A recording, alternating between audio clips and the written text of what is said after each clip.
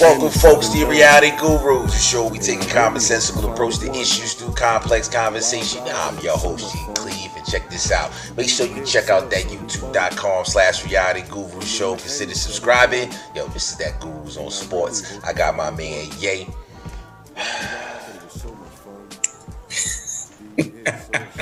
Y'all know how this goes. What's going on with Golden State and Toronto, fella?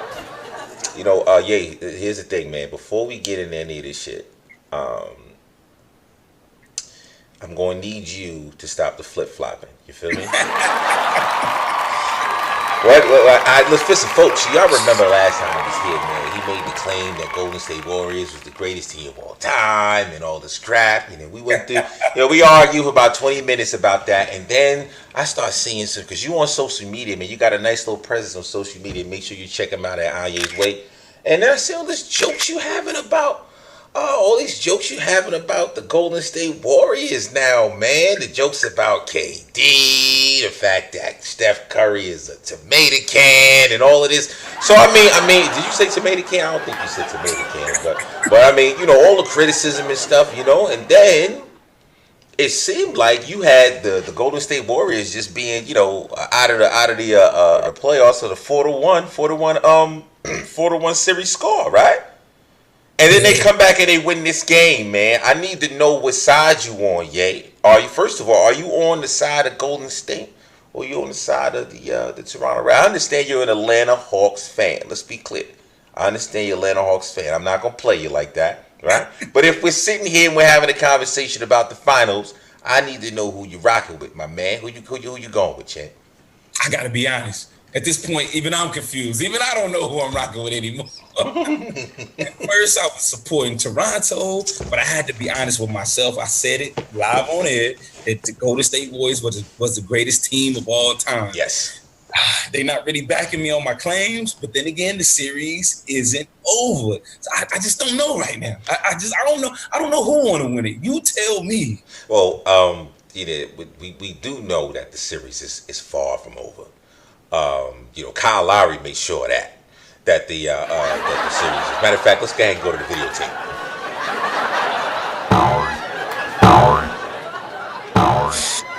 So this motherfucker done hit the whole crossbar behind the backboard. Like, come on, man. He made sure that there was going to be another game. But let's discuss this real quick. KD, man. That's the real serious thing about serious conversation about this particular episode, man. Very unfortunate, man. Very unfortunate. I knew this brother was hurt. Everybody knew it was hurt. But how much do you think the criticism for the fact that he left OKC, went to Golden State, to join the team that he was unable to beat, got a couple championships, right? And then felt the pressure of not being in the finals and Golden State potentially winning it without him, fucking up his free agency. What do you think about that, man? That pressure for him to come back well before he was fucking ready to. You know what I'm saying? What do you think about that shit, man? I mean, this, if we talking about an Achilles, I've had an Achilles injury. That same discussion about how, and it was in basketball. That same talk about how the indication that, that it's an Achilles is when you look back. The first thing I thought when I was playing, this back in like 2004, the first thing I thought was somebody kicked me. That's the first thing I thought, somebody kicked me from behind or whatever. And I turned, I was like, who the fuck kicked me? You know what I'm saying? They come to find out, my shit was ruptured, man. But what does that say, man? About his future, bro? I'm wondering at this point, is it so much pressure or is it so much ego? Because it's like, okay, my team is down 3-1 at this point. I want to help my team. But what an amazing feat it would be for me to come back and lead my team back to victory. They would be calling this the greatest finals performance ever. Because, hey, at this point in my career, it's about me building my legacy. I'm playing at the same time of King James, You know, if I win this championship, we got the same amount of rings, same amount of finals MVPs. People could actually question that, hey, is KD greater than LeBron when we look back on this time in history? This could be one of those feats that put me over him and over some of those greats. So, but it really hurt him, and it may hurt his free agency because now teams are gonna look at him like, you know what, homie, you damaged goods right now. We want you over here, but now we got a little bit more leverage. This is the Golden State, man. This has been a little rough for him, with Clay not making the All NBA team and stuff. Him getting jammed for 30 million. And now with KD, because listen, man, when they just talking about him and Kyrie or teaming up in Jersey and with the Nets or something like that. I mean, not Jersey, with the Brooklyn Nets or something like that, man. I know, of course, I'm a Knicks fan, and I was anxious to possibly seeing KD, lace him up and throwing orange and blue, but I don't know, man. This is at least a year. That's at least a year recovery, man. But it's the question is, like, you remember what happened with Kawhi down in San Antonio? This is what this was all about. This was all. Hold on real quick, G. Hold on real quick. I just got a text message from NBA fans all over the country. They don't have no fucking sympathy for the Warriors and what they going through right now. They've been some privileged, spoiled bastards. Nobody, and the Cleveland fans definitely don't give a damn. I mean, here's the thing, man. For any of those players who are going to remain on Golden State, I could care less about. I'm thinking about the ones who are trying to exit that place. KD, if he could listen, man, that's the top free agent. I think that was the number one free agent out there, if I'm not mistaken. Definitely. It just is when you think about Kawhi Leonard and his challenges down in San Antonio, right? It kind of he set a precedent, man. Not only is it just a different dude, personality wise, he set a precedent, man. Because I don't know how many other athletes, of that caliber, had chosen to say, hell no, man. I don't trust your doctors. I don't trust your. I'm telling you guys that I'm hurt. And I don't trust your doctors. Let me get some independent doctors out here to go ahead and check me out, because I'm not going back out there and re-injuring myself and potentially damaging the rest of my career. KD, you bring up the ego. That's an interesting, counter argument. You know what I'm saying? Because hold on, G. Hold it real quick before you go into that, because that brings up another interesting point. The distrust in team doctors. Yes. Yeah, you a team doctor. You're supposed to have my best interest in hand. But now it seems like you have the team's best interest in hand, and you don't give a damn about me or my future. Right. I have to give a damn about me and my future, especially my financial future, and especially for the fact that I'm about to be a free agent, and now I'm damaged goods because you just trying to get me back out there on the court. Right. That right there is. I watch Undisputed with Skip and Shannon, and you listen to Shannon talk about when he was in the NFL, and it's no secret, man. These players, they don't trust these fucking doctors, man. A lot of times, these players, they're willing to go out there because they gotta play, else they don't make any money or whatever. So they're willing to do certain things that they shouldn't, taking certain shots before the games or whatever, certain types of painkillers and stuff just to get through a quarter or whatever.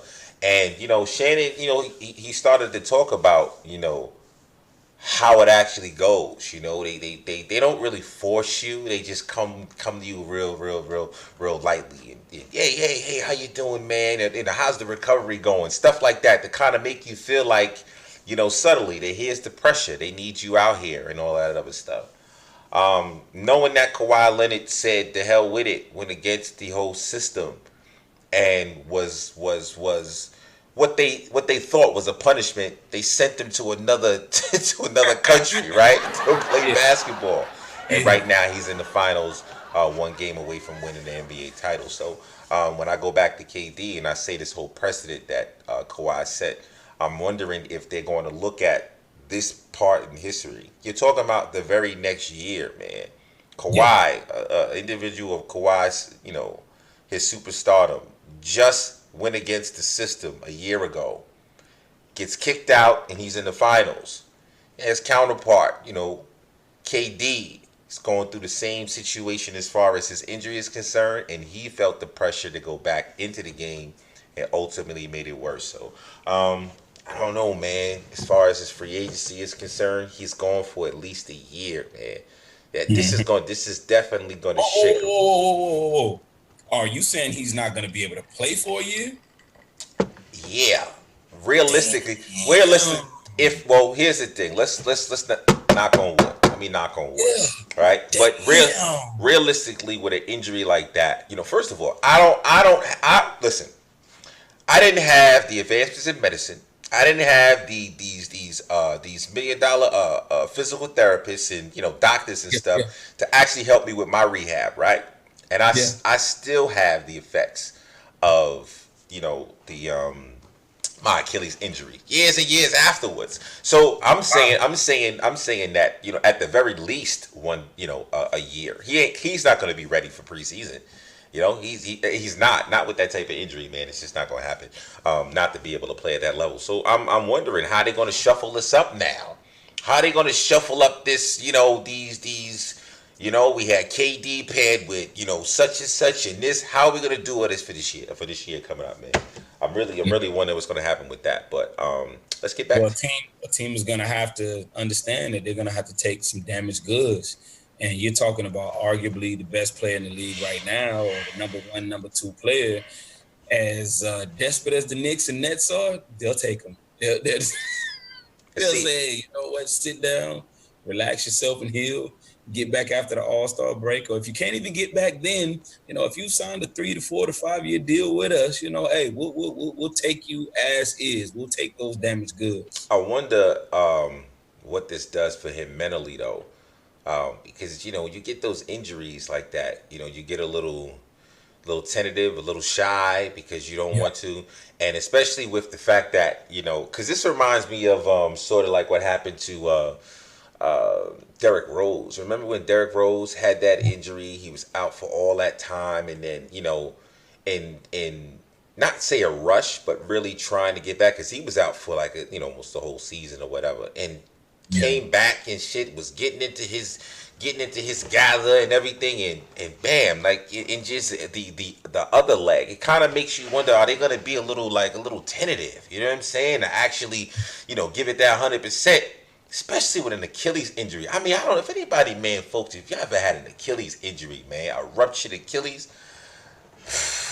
I mean, that shit ain't no joke, man. It really ain't, man. It gets to the point where you don't even want to step down. You know what I'm saying? Step down because out of the fear of re-injuring that particular thing. But let me throw this in real quick, G. Coming back from a psychological standpoint, he's definitely going to be a little bit timid, But KD, he's a trooper. He's a killer. He'll get back to himself eventually. Boy, going back to a statement you made earlier, dealing with these team doctors, this is going to set a precedence in the future, especially for star players. A lot of these guys are going to say, you know what, I'm dealing with my own doctors. Fuck team doctors. I don't trust them. Okay, you can give your little evaluation, but I'm going to my own doctor to get the best possible, examination and some honest results, for my future.